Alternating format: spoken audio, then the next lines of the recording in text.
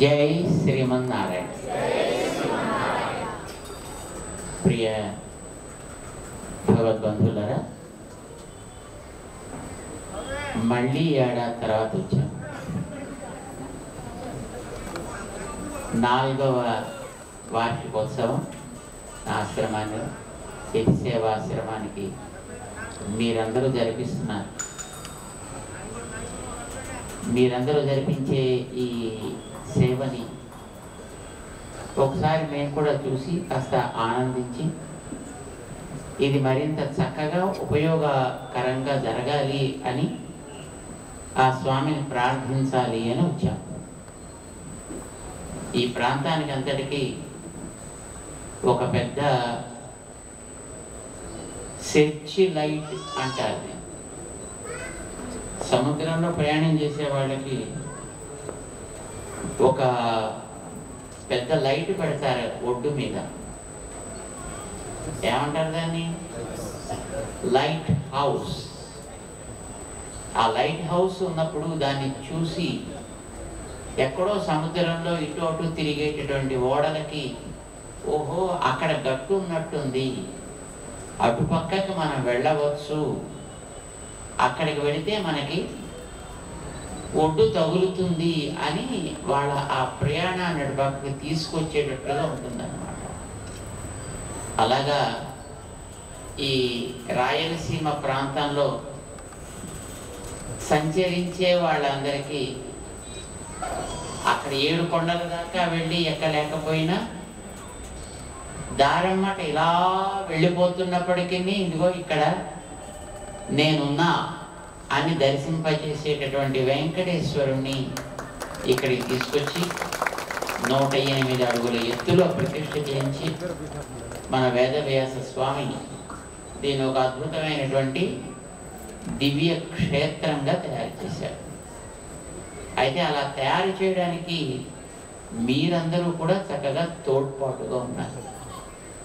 ఆ అద్భుతమైనటువంటి కృషి సక్రమంగా సాగింది అని అంటే దానికి బాధ్యత ఎవరిది? మీ అందరిది. ఆ పుణ్యం మీ అందరిది అన్నమాట. చక్కగా ఈ ప్రాంతాన్ని అంతటినీ కూడా అభివృద్ధి పరిచారు. అయితే వేదవ్యాస స్వామి కేవలం క్షేత్రాన్ని డెవలప్ చేయడమే కాకుండా ఇక్కడ ఉండేటటువంటి మీ అందరికీ కూడా ఒక మంచి క్రమశిక్షణ అలవాటు చేశాడు. చక్కగా ఎక్కడ అక్కడే కొంచెం నమస్కారం పెట్టాడంటే కొంత చక్కగా బుద్ధిగా పెట్టారు మీరందరూ.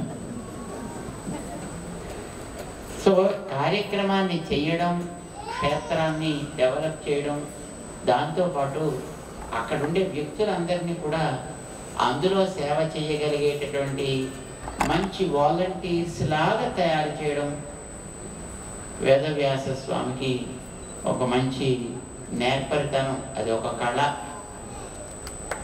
చాలా సంతోషంగా ఉంది. నేను ఇందాక మా కృష్ణమాచార్య స్వామి చెప్పినట్లుగా ఈరోజు పొద్దున్నకే కళ్యాణ మహోత్సవం జరుగుతోందని కళ్యాణకి రావాలి అని అనుకున్నాను. యాక్చువల్గా ఇక్కడికి మన కడప ఆశ్రమానికి, యతి సేవాశ్రమానికి మొదట్లో ప్రోగ్రాం తెలియదు, మాకు పెట్టుకోలే. కానీ ఎప్పుడో మన పక్కన ఉండే మార్కాపురానికి టైం ఇచ్చాం. మేము మొన్న మార్కాపురంలో ఉన్నాం. మొన్నగా నిన్నే మార్కాపురంలో ఉన్నాము. మార్కాపురం ఎంత దూరం ఇక్కడికి? ఒక 2 hours, less than 2 hours time. అక్కడ దాకా వచ్చాం. ఇక్కడ కార్యక్రమం చూసుకుని ఇది అయిన తర్వాత మళ్ళీ నల్గొండకి కార్యక్రమాన్ని ఇచ్చాం. సో మళ్ళీ వెనక్కి వెళ్ళాలి కదా అని ఆ తర్వాత వచ్చాడు వేదవ్యాస స్వామి. ఇదిగో ఇక్కడ ప్రోగ్రాం ఉంది, తప్పకుండా రావాలి అని ఆయన నిర్బంధించడం చేత అది వెంకటేశ్వర స్వామి వారి యొక్క ఆజ్ఞగా భావించి నల్గొండ వెళ్ళి అక్కడి నుంచి మళ్ళీ హైదరాబాద్ వెళ్ళి మళ్ళీ ఈ మధ్యాహ్నం బయలుదేరి మీ అందరితోటి ఈ పూట హోమ కార్యక్రమంలో పాల్గొగలిగాం. చాలా సంతోషిస్తున్నాం. మామూలుగా వార్షికోత్సవం అయితే బహుశా మేము వచ్చి ఉండేవాళ్ళం కామేమో. అందుకోసమని ఆయన రావాలంటే ఏం చేయాలని ఆలోచించి రామకృష్ణ స్వామి కట్టాడు. ఎలా తీసుకురావాలి అనేటటువంటి ఆ టెక్నిక్ ఆయనకి బాగా తెలుసున్నాయి. సరే ఒక్కొక్కసారి ఏదో ఒక్కొక్క కొత్త తయారు చేస్తుంటాడు. అలా తయారు చేసేట్టుగా మీరంతా ఉంటుంటారు, దానికి మీరందరూ కూడా తోడ్పడుతుంటారు. ఈసారి రామకర్త స్తూపాన్ని నిర్మాణం చేయించారు. దేనికి రామకర్త స్తూపం? ఎందుకు రాముడు ఇక్కడికి? ఈ ఏడాది చాలా గొప్ప సంవత్సరం కదా. ఎందుకో తెలుసు, అయోధ్యలోకే రాముడు వచ్చాడు. ఎన్నేళ్ల తర్వాత? 500 సంవత్సరాల కాలం తర్వాత మళ్ళీ తన స్థానానికి తను చేరాడు. ఎంతో మంది ఎన్నో రకాలుగా చేసినటువంటి కృషులకి ఫలితంగా ఈ సంవత్సరంలో ఆయన అక్కడికి వచ్చి మళ్ళీ తన స్థానాన్ని ఆయన ఖరారు చేసుకున్నాడు. ఆయన ఎందుకు ఆయన అక్కడికి రావడం? అసలు ఆయన భూమి మీదకి వచ్చింది ఎందుకు? ఆళ్ళవార్లని మన ఆలయంలో ఉన్నారు, వాళ్ళు చెప్పారు ఆయన ఎందుకు వచ్చాడంటే ఇక్కడికి పుల్లు ఎరుంబు ఆది ఒన్నియే నర్పాలకు ఉయితనాను నాన్ముగనార్ పెద్ద నాటిలే.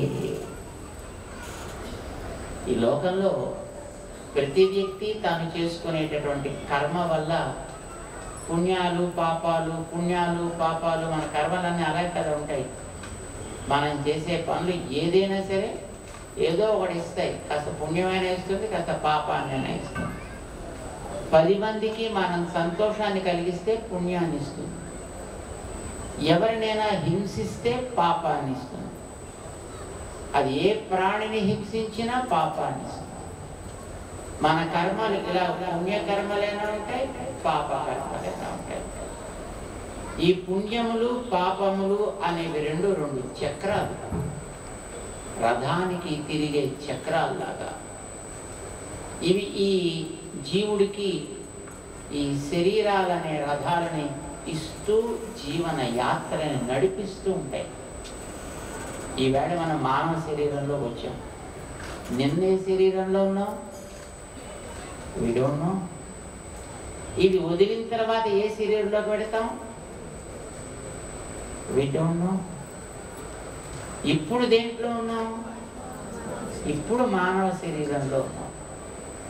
పోనీ ఇప్పుడు ఉన్నప్పుడైనా అంతా మనకి హాయిగా సుఖంగా అనుకూలంగా ఉందా? ఎవరికి వాడే ప్రశ్న పక్కవాడిని అడగకూడదు. ఎందుకంటే ప్రతివాడు పక్కవాడిని చూసి అబ్బవాడు ఎంత బాగున్నాడో నేనే ఇలా ఉన్నా అనుకుంటాడు కదా. మనకి పక్కవాడని చూస్తే అబ్బా వాడికేమండి సుఖంగా ఉన్నాడు, వీడికేమండి సుఖంగా ఉన్నాడు, నాకేనండి ఎన్ని కష్టాలు అనిపిస్తుంది. ప్రతివాడికి అట్లానే అనిపిస్తుంది. మానవ జీవితం పక్కవాడిని చూసి ఈర్ష్య అసూయలకి లోనయ్యేటటువంటి బతుకు. 10 అంతస్తుల మేడలో ఉండేవాడిని చూసి పక్కన ఉండే రిక్షావాడు వాడికేమండి ఎంత సుఖంగా ఉన్నాడు. 10 అంతస్తుల మేడ, 100 మంది నౌకర్లు, 10 కార్లు, ఎటు చూసిన ఫోన్లు, బ్రహ్మాండమైన లైట్లు, పైసలే పైసలు. ఆయనకేమండి హాయి అనుకుంటాడండి. ఎవడు? రోడ్డు పక్కన ఉండే రిక్షాలో. కానీ ఆ 10 అంతస్తుల మేడలో పైన ఈ యజమాని ఉంటాడు కదా, వాడు క్షణం తీరకుండా ఇటో ఫోను, ఇది అయ్యేటప్పటికి ఇటో ఫోను, అది అవుతుంటే ఇటో ఫోను, ఇది అవుతుంటే ఇటో ఫోను. మధ్యలో వాడికి నీళ్లు తాగడానికి ఉండదు, తిండి తినడానికి ఉండదు. ఒకవేళ ఖాళీ దొరికినా డాక్టర్ వాడికి రిస్ట్రిక్షన్స్ పెట్టాడు. ఎవరే నువ్వు తీపి తినడానికి వీల్లేదు, పులుపు తినడానికి వీల్లేదు, ఉప్పు తినడానికి వీల్లేదు, నీకు షుగరు లేకపోతే బీపీ మరొకటి. వాడికి నిద్రే ఉంటుంది. వాడు ఆ పై 10వ అంతస్తులోంచి రోడ్డు మీదకి చూస్తే కింద రోడ్డు పక్కన రిక్షాలో ఆ రిక్షా నడుపుకునేవాడు చక్కగా ముడుచుకుని హాయిగా వాడు పడుకుని ఉంటాడు. వాడి బతికే కదా ధన్యం. ఇంత మేడుండి, ఇంత సంపద ఉండి, ఇన్ని సుఖాలుండి కూడా నాకు క్షణకాలం నిద్రపోయే తీరికే లేదే. ఏం బతుకు ఈ బతుకు, పాడు బతుకు. ఆ పక్కన చూస్తే ఇంకొకటి రోడ్డు పక్కన అవేవో అదే గుర్చి పిలుస్తుంటాడు నేను రోడ్డు ఏమంటారు దాన్ని పానీ వాడు తింటుంటాడు. వీడు చూశాడు, ఆహా ఏం హాయిగా తింటున్నాడండి. తినడానికి కూడా డాక్టర్ గారు రెస్ట్రిక్షన్ పెట్టాడు నాకు. వీడికి తినడానికి ఉండదు, పడుకోవడానికి ఉండదు, వీడికి తాగడానికి ఉండదు. ఉండడానికైతే 10 అంతస్తుల మేడ, చేతి నిండా పైసలు. కానీ ఏం లాభం? పైసలు తిండి కదండి ఎవడు. బిల్డింగ్ తింటాడు ఎవడైనా? తినడానికి 2 మెతుకులు కావాలి, కానీ మెతుకులు తినడానికి వీలేదు. ఒరే నీకు షుగర్ వస్తుంది, బియ్యం తిందామంటే స్టాప్ బియ్యం అంటుకో. పోనీ అదేదో కూర నార వేసుకొని తిందాం రొట్టె అంటే నో కూర నో నార, ఆ ఉప్పు లేకుండా చప్పటి రొట్టెలు అవే నువ్వు 2, 3 తినాలి అంటాడు వాడు బతుకులు. వాడు 2 రోజులు తింటాడు అట్లా, 1 రోజు 2 రోజులు తింటే పర్వాలేదు. సో వీడికి సుఖం, వీడు అనుకుంటాడు ఆయనకి ఏమండి 10 అంతస్తుల మేడ, ఎంత సుఖంగా ఉన్నాడు ఆ మేడలో ఉంటాడు వీడు. వాడి కష్టం వీడికి తెలియదు. వీడిని చూసి వాడబ్బా వాడెంత సుఖంగా ఉన్నాడు అనుకుంటాడు, వాడి కష్టం వీడికి తెలియదు. ఒకరిని చూసి వాడు ఈర్ష్యపడ్డాడు కదా, దేవుడు అనుకుంటాడు ఫోన్లే నీకు అది కావాలనుందా, నెక్స్ట్ బర్త్ నీకు అక్కడ తీసుకెళ్ళిపోతాడు, అక్కడ వాడిని ఇక్కడ తీసుకొచ్చేస్తాడు. మళ్ళీ చక్రం ప్రారంభం, మళ్ళీ జీవితం ప్రారంభం. ఇలా మనం చేసుకున్నటువంటి పుణ్యాలు పాపాలు, మనలో కలిగేటటువంటి ఈర్ష్యలు రోషాలు అసూయలు కక్షలు కావేశాలు, ఇవి ఈ చక్రాలని తిప్పుతూ ఉంటాయి. జీవిత చక్రాలని ముందుకి సాగిస్తూ ఉంటాయి. మనిషిలోంచి మళ్ళీ దేవత, దేవతలోంచి మళ్ళీ కిందకి, మళ్ళీ జంతువు, మళ్ళీ క్రిమి, మళ్ళీ కీటకం, మళ్ళీ దేవత, మళ్ళీ మనిషి. ఈ బ్రహ్మగారు పుట్టినటువంటి ఈ ప్రపంచంలో ఆయన గారు పుట్టించినటువంటి ఈ జీవరాశులన్నీ ఈ చక్రంలో పడి కిందకి తిరుగుతూ ఉంటాయి, పైకి వెడుతూ ఉంటాయి, మళ్ళీ కిందకి తిరుగుతూ. ఇలాంటి ఈ జీవులందరినీ నేను చేసే పనిని చూపించి వీళ్ళల్లో మంచి మార్పు తెచ్చి, అది దోమగా పుట్టినా చీమగా పుట్టినా గడ్డి పోచగా పుట్టినా వీళ్ళందరినీ తరింప చేయాలి, వీళ్ళందరికీ మంచి స్థితి కలిగించాలి. పుల్లు ఎరుంగు ఆది ఒన్ను ఇన్నియే, ఇక్కడ ఒక్కటి కూడా మనం మిగల్చకూడదు. అందరికీ ఉత్తమ గతినివ్వాలి, అందరికీ మంచి స్థాయిని కలిగించాలి అని, అలాంటిది ఇవ్వడం కోసం ఈ లోకంలోకి వచ్చినటువంటి మహానుభావుడు రాముడు. ఎందుకు మనం రాముడిని పట్టుకుని పాపులాడుతున్నామండి? ఆ రోజుల్లో కూడా రామో రామో రామ ఇతి ప్రజానాం అభవన్ కథా. ఎక్కడ చూసినా రాముడు, దేన్ని తాకినా రాముడు, ఎవరిని పలకరించినా రాముడు. మనం చూడండి అక్కడ రామ ప్రతిష్ఠ జరిగేటప్పుడు ఏ ఊరు చూడండి ఏమిటి మనకు వినిపించింది? జై శ్రీరామ్ జై శ్రీరామ్ జై శ్రీరామ్ జై శ్రీరామ్.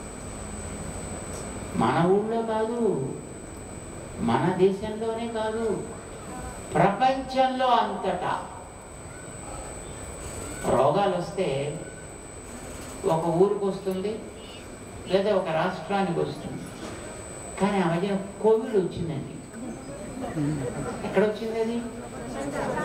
మొత్తం ప్రపంచంలో. ఈ దేశం ఆ దేశం అని లేదు, ఈ ఊరు ఆ ఊరు అని లేదు, ఈ మనిషి ఆ మనిషి, మొత్తం ప్రపంచంలో ఉండే మానవ జాతి అంతా షట్ డౌన్. ఇంట్లోకి ఇన్ని రకాల బల్బులు వచ్చేది, బయట వీధిలో ఉండేటటువంటి ఆ ట్రాన్స్ఫార్మర్ మీద ఉండే స్విచ్ ఆఫ్ చేస్తే ఇన్ని ఎట్లా ఒక్కసారి షట్ డౌన్ అయిపోతాయో కోవిడ్ అనే స్విచ్ వేసేటప్పటికి మొత్తం ప్రపంచంలో అన్ని దేశాల్లో, అది అమెరికావా, లండనా, ఆస్ట్రేలియా, జపానా, జర్మనీవా, ఏదైనా మొత్తం అన్ని షట్ డౌన్ అయిపోయింది. రైళ్ళు ఆగిపోయి, బస్సులు ఆగిపోయి, ఫ్లైట్లు ఆగిపోయి, హెలికాప్టర్లు ఆగిపోయి, మనుషుల గతి గమనం అన్ని స్టాప్. అలానే ప్రపంచం అంతటికీ దాని యొక్క ప్రభావాన్ని చూపించింది ఒక్క కీటకం, ఒక చిన్ని కీటకం. అట్లా మంచిది, ఇది దుఃఖం కలిగించింది కదా. కొంతమంది ప్రాణాలు పోయాయి, ఎంతోమంది బంధువులు పోయారు, ఎంతో మందికి కట్టుకున్న వాళ్ళు పోయారు, ఎంతో మందికి పిల్లలు పోయారు, పెద్దలు పోయారు. ఈ వైరస్ దుఃఖాన్ని ఇచ్చింది, కానీ రాముడు దుఃఖాలని దూరం చేసి సుఖాలను ఇచ్చాడు. రాముడు కలిగించింది ఏంటి? అందరిలో ఆనందం, అందరిలో ఉత్తేజం, అందరిలో ఉత్సాహం, ఒక రకమైనటువంటి ఆనందపు పొంగు, ఒక ప్రవాహంలాగా అట్లా మొత్తం ప్రపంచం అంతటా శ్రీరామ్ శ్రీరామ్ శ్రీరామ్ జై శ్రీరామ్ జై శ్రీరామ్ ఇలా సాగింది. ఇది ఈ రోజుల్లో జరిగింది, అది ఆ రోజుల్లో జరిగింది. ఆ రోజుల్లో ఆయన పుట్టినప్పుడు కూడా తన మంచితనంతో అందరినీ అట్లాగా తన నామంలో తేలియాడేటట్టు చేసి, తన ఊరిలో ఉండేటటువంటి గడ్డి పోస దగ్గర నుంచి ఒక్క ప్రాణిని కూడా మిగల్చకుండా అందరినీ తనతో పాటు తీసుకెళ్ళేటండి. రాముడు వెళ్ళిన తర్వాత అయోధ్య నగర పరిసర ప్రాంతాల్లో ఒక్క ప్రాణి కూడా లేదండి. ఒక్క ప్రాణి, నో చెట్టు, నో గట్టు, నో గడ్డి, ఏమీ మిగలలేదు. Everything was just deserted. అంత ఎడారి అలా అయిపోయింది. ఎందుకంటే మీకు తెలిసిన గడ్డిపోతులో కూడా జీవుడు ఉంటాడు, తెలిసిన ప్రాణం ఉంటుంది తెలిసిన. గడ్డిపోతు కూడా మరుస్తున్నా వాళ్ళదా అంటే దాంట్లో ప్రాణం ఉన్నట్ట లేనట్ట, అందులో కూడా జీవుడు ఉన్నట్ట లేనట్ట. చేత వాటిల్లో కూడా జీవులు ఉంటారు. అలాంటి జీవుడు అనేవాడు ఉంటే చాలు, వాడిని తనతో పాటు తీసుకెళ్ళిపోయాడు అంతే. మరి ఇంతమందికి మరి పరంపద వెళ్ళడానికి ఫ్లైట్లు కావాలి కదండి. పాప యమధర్మరాజు గారికే డౌట్ వచ్చింది, అవునా రామా ఏంటి మరి నువ్వు రావడానికి రెడీగా ఉన్నావా? 11,000 ఏళ్ళు నేను ఉండాలి అని నువ్వు వచ్చావు. 11,000 సంవత్సరాలు టైం పూర్తి అయిపోయింది. మరి నీకు ఫ్లైట్ రెడీ చేయమంటావా, లేకపోతే ఇంకా కొంచెం నీ ప్రయాణాన్ని ఎక్స్టెండ్ చేస్తావా అని అడగడానికి యమధర్మరాజు గారు వచ్చారు. ఎక్స్టెన్షన్ అలాంటివి ఉండవు, మేము చెప్పిన మాట మీద కట్టుబడతాం, రామోద్విన్న విభాగతే అంచేత రెడీ చేయండి. అలాగే సార్ అన్నాడు యమధర్మరాజు గారు. అప్పుడు రాముడు చెప్పాడు, నా ఒక్కడికే కాదయా, మొత్తం మా ఊళ్ళో ఉండేవాడు అందరినీ మొత్తం తీసుకెళ్ళిపోతుంది. అరే సార్ కష్టం సార్, అన్ని ఫ్లైట్లు లేవండి, అన్ని టికెట్లు లేవు సార్, ఎలా తీసుకెళ్ళలేదు సార్, మీరు అర్జెంటుగా ఆర్డర్ ఇస్తే.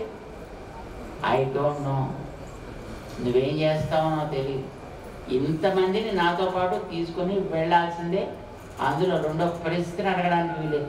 ఎట్లా సార్, అది ఫ్లైట్లే లేవు కదా సార్, ఇంతమంది తీసుకుని ఎన్ని ఫ్లైట్లు కావాలి? యమధర్మరాజు గారికి ఒక పెద్ద సంకటం ఏర్పడింది. సార్ మీతో పాటు రావడానికి 4 ఫ్లైట్లు ఏర్పాటు చేశాను సార్, ఆ 4 ఫ్లైట్లో పట్టేవాడిని మీతో తీసుకెళ్ళి తిరిగాను సార్, మిగతా వాడిని ఏం చేస్తావు? మిగతా వాడు కూడా పంపిస్తారు కానీ సార్ కొంచెం పర్మిషన్ ఇప్పించండి సార్. ఏం పర్మిషన్ ఇవ్వాలి అంటే వీళ్ళందరికీ ఇప్పుడు డైరెక్ట్ ఫ్లైట్లు లేవు కదండి, అందుకోసమని మనం ఫ్లైట్లు ఎక్కడెక్కడ ఉండే ఫ్లైట్లు అన్నీ తెప్పిస్తాం. వీళ్ళందరినీ మొట్టమొదటి ఇక్కడి నుంచి బయలుదేరి, అయోధ్య నుంచి బయలుదేరి సాంవర్తికాలు, ఎవరు సాంవర్తికాలు అనే ఊర్లోకి తీసుకెడతాను సార్. అక్కడ పెట్టి వీళ్ళందరినీ ఒక్కొక్కడిని ఎలా ఫ్లైట్లు దొరికితే అలా మీ ఊరికి పంపించేస్తాం, పరంపదాన్ని పంపిస్తాం సార్. ప్లీజ్ దానికి పర్మిషన్ ఇప్పించండి సార్, ప్లీజ్. ఓకే అన్నాడు రాముడు. అంటే ఆ వేళ తనతో వచ్చిన వాళ్ళందరికీ కూడా తనకి ఎంత ఆనందం ఉంటుందో అంత ఆనందము అందరికీ అందాలి. ఇది రాముడి కోరిక. కొంతమంది తాము తినేది నేతి బూర్లు తింటారు, బయట వాళ్ళకి పెట్టేటప్పుడు నూనె బూర్లు పెడతారు. వాళ్ళు తినడానికి పెరుగులు ఉంటాయి, బయట వాళ్ళకి పోయడానికి చల్ల మజ్జిగలు తయారు చేస్తారు. కానీ రాముడు అట్లాంటి వాడు కాదండి. తనకి ఏది పెడితే అదే అందరికీ పెట్టాలి. తనకి ఏది ఆనందాన్ని ఇస్తుందో అదే అందరికీ, తను ఏ సుఖాన్ని పొందుతాడో అది అందరికీ అందించాలనే మంచి మనస్తత్వం. రాముడు ఎందుకు కావాలండి మనకి? ఎందుకు రాముడు మన తలబారు? ఆయన నుంచి ఏమైనా మనం నేర్చుకోగలిగితే కదండి, అది నుంచి ఏమైనా మనం కాపీ చేయగలిగితే కదండి, అది మనకైనా ఉపయోగపడితే కదండి. ఆయన చెప్పింది, ఆయన చేసింది, ఆయన చూపింది, తనకి ఏది ఆనందమో అది అందరికీ, వాడు చిన్నవాడా పెద్దవాడా, ఈ కులమా ఆ కులమా, ఈ జాత ఆ జాత ప్రశ్న లేదు. ప్రతి వాడికి కూడా అంత సుఖము కావాలి. అందరినీ తనలా ఆనందింపచేయగలిగే మనస్తత్వం ఉంది రాముడికి. మనని కూడా అట్లా తయారు చెయ్యాలి అనేది ఆయన కోరిక. మనకు కూడా అట్లాంటి సుఖాన్ని ఇవ్వాలనేది ఆయన కోరిక. మనలో కూడా ఆ రకమైన వికాసం కలిగించాలి అనేది ఆయన తపన. మనందరినీ అట్లా ఆనందింప చెయ్యాలనేది ఆయన యొక్క లక్ష్యం. అందుకండి రాముడు మనకు కావాలి. ఇది ఈ రోజుకేనండి, రేపటి కూడా ఇలాంటి సూక్తి ఉండొచ్చా? ఇలాంటి నియమం ఈవేళ ఒక్కరోజుగా ఆవేళ ఒక్కరోజుగా ఎప్పుడు ఇలాంటి మనస్తత్వం మనకు కావాలి? ఎప్పటికీ కావాలి. ఈ ఊరి మన వాళ్ళకైనా అన్ని ఊళ్ళ వాళ్ళకి కావాలా? అందుకే రాముడు అందరికీ, అన్ని దేశాలకి, అన్ని రకాల మనుషులకి ఎప్పటికీ అవసరమే, ఎక్కడికైనా అవసరమే. అందుకు మనకి ముందర రాముడు. ఎగ్జాంపుల్, బట్టల దుకాణానికి వెళ్ళారా మీరు? ఎప్పుడైనా? ఎంతమంది వెళ్ళారు? బట్టలు కొన్నారా లేదా?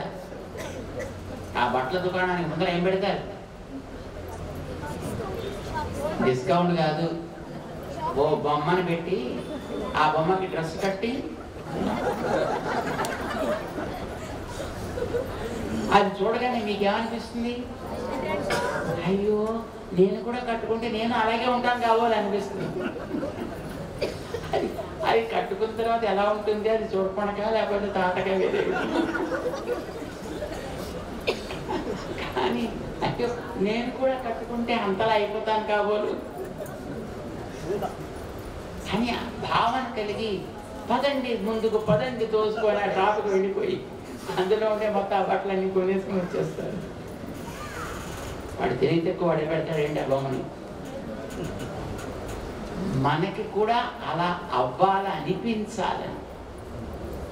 అలా రాముడు ఒక మోడల్ అండి. ఎవరికి మోడల్? మానవులందరికీ మోడల్. ఆయన మన ముందర నిలబెట్టుకుంటే అరే మనం కూడా అలా ఉండాలి కదా, మనం కూడా అలా చేయాలి కదా, మనలో కూడా అట్లాంటి వికాసం కలగాలి కదా. ఇది మనందరికీ, మానవ జాతికి ఆదర్శం కావాలని చూపించినటువంటి మహనీయుడు రాముడు. వాల్మీకి భగవానుడు మనకి దాన్ని చక్కగా రికార్డు చేసి మనకిచ్చాడు, యథాతథంగా రికార్డ్ చేసి మనకిచ్చాడు. అందుకు మనం రాముడు వెంటబడుతున్నాం. మన పెద్ద గురువు గారు, మన పెద్ద జీఎస్ స్వామివారు అని అంటాం కదా, వారు ఆ రాముణ్ణి పట్టుకుని 10 ఏళ్ళు రామక్రతువులు చేసి రామక్రతు స్తంభాలు కట్టారు. మన దేశంలో కన్యాకుమారి దగ్గర నుంచి కాశ్మీరం దాకా, ఇటు ద్వారక నుంచి అటు ముక్తినాథ క్షేత్రం దాకా సుమారు 10 సంవత్సరాల పైచిలుకు రామాయణాన్ని పారాయణ చేస్తూ రామాయణ క్రతువులను నిర్వహించి ఎక్కడెక్కడ చేశారో అక్కడక్కడ ఒక్కొక్క స్తూపాన్ని నిర్మించి, ఆ రోజుల్లో ఏమీ వసతులు లేవు, తిరగడానికి ఫ్లైట్స్ లేవు, పోనీ రోడ్ల మీద పెడదామంటే మంచి మంచి రోడ్లు, ఇప్పటికీ మనం రోడ్లు ఎలా ఉన్నాయో మనకు తెలుసు. ఇప్పుడిప్పుడు కాస్త గట్టి రోడ్లు వేస్తున్నారు తప్ప నిన్న మొన్నటి దాకా గుర్రం సవారీ కంటే దారుణంగా ఉంటాయి. అట్లాంటి రోజుల్లో వారు దేశం అంతా తిరిగి రామక్రతువులు చేసి రామ స్తూపాలు పెట్టి అందరి చేత రామనామాన్ని రాయించి ప్రతి ఇటుక పైన శ్రీరామ శ్రీరామ రాయించి వాటితో స్తూపాలు కట్టి మనందరికీ ఒక ఆదర్శ పురుషుణ్ణి ముందర నిలబెట్టాడు. ఇక్కడ మన వేదవ్యాస స్వామి ఈ యతి సేవాశ్రమాన్ని కట్టి ఈ ప్రాంతంలో మన వాళ్ళందరికీ కూడా అట్లాంటి ఒక ఆదర్శాన్ని చూపించాలి. ఇక్కడ వాళ్ళందరిలో కూడా అట్లాంటి మంచితనం కావాలి, అలాంటి మంచితనం మొలకెత్తాలి, అది లోపల వికసించాలి, అది గుబాళించాలి, దాని పరిమాణాలు అందరికీ అందాలి అనే ఒక ఆతృత చేత, ఒక తపన చేత ఇక్కడ ఇంత మంచి ఆశ్రమాన్ని ఏర్పాటు చేసి వీళ్ళకి వాళ్ళకి వచ్చిన వాళ్ళకి వెళ్ళే వాళ్ళకి ఏదైనా కొంత సౌకర్యం, కొంత సేవ ఇక్కడ జరగాలి అనేటటువంటి ఒక ఆర్తి.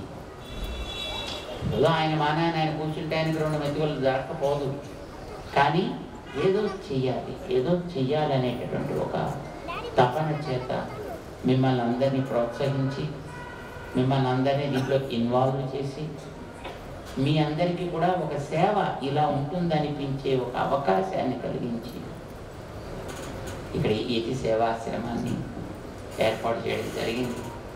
దాంట్లో ఒక్కొక్క సేవ పెంచుకుంటూ వెళుతున్నాడు. రామకర్తు స్తూపాన్ని ఈసారి కట్టి దానికి రావాలి తప్పకుండా అని మమ్మల్ని కూడా తీసుకొచ్చాడు. చాలా సంతోషం. దూరమై నేను సుమారుగా ఇక్కడి నుంచి వెళ్ళడానికి సుమారుగా అది ఒక maybe it was almost 10 hours. Markapuram నుంచి అటు నల్గొండ వెళ్ళి నడిగడ్డపాలెం వెళ్ళి అక్కడి నుంచి మళ్ళీ హైదరాబాద్ వెళ్ళి మళ్ళీ హైదరాబాద్ నుంచి మళ్ళీ ఇక్కడ దాకా. అయినా శ్రమ అని మేము రాలే, మిమ్మల్ని అందరినీ చూస్తామనే ఆనందంతో చాలా సంతోషంగా ఉంది. మీరందరూ కూడా ఇక్కడ ఇంత మంచి కార్యక్రమాలు చేస్తున్నందుకు ఇది బాగా జరగాలి, ఇంకా మంచిగా జరగాలి, ఇక్కడ ఇంకా మంచి మంచి సేవలు జరగాలి, ఇది ఇంకా ఎంతో మందికి ఉపయోగపడాలి అని ప్రార్థన చేయడం, అది మనం చేయొచ్చు కదా, అందరూ చేయొచ్చు కదా, మనసుతో చేసేదే కదా, పైసలు ఖర్చు లేదు కదా, ఒంటికి శ్రమ లేదు కదా, కష్టపడక్కర్లేదు కదా, కూర్చుని అనుకుంటే చాలు. అది చేద్దామని వచ్చాము మేము ఇక్కడికి. మీ అందరితో పాటు చక్కగా ఈ ఉత్సవాల్లో మేము కూడా పాల్గొంటున్నందుకు సంతోషిస్తున్నాం. రేపు కూడా మీతో పాటు మధ్యాహ్నం దాకా ఈ రామకృష్ణ స్తూప ప్రతిష్ఠ కార్యక్రమాన్ని జరుపుకొని చక్కగా స్వామి యొక్క అనుగ్రహాన్ని పొందుదాం. మీ అందరికీ కూడా అనేక మంగళాశాసనాలు చేస్తున్నాం. జై శ్రీమన్నారాయణ.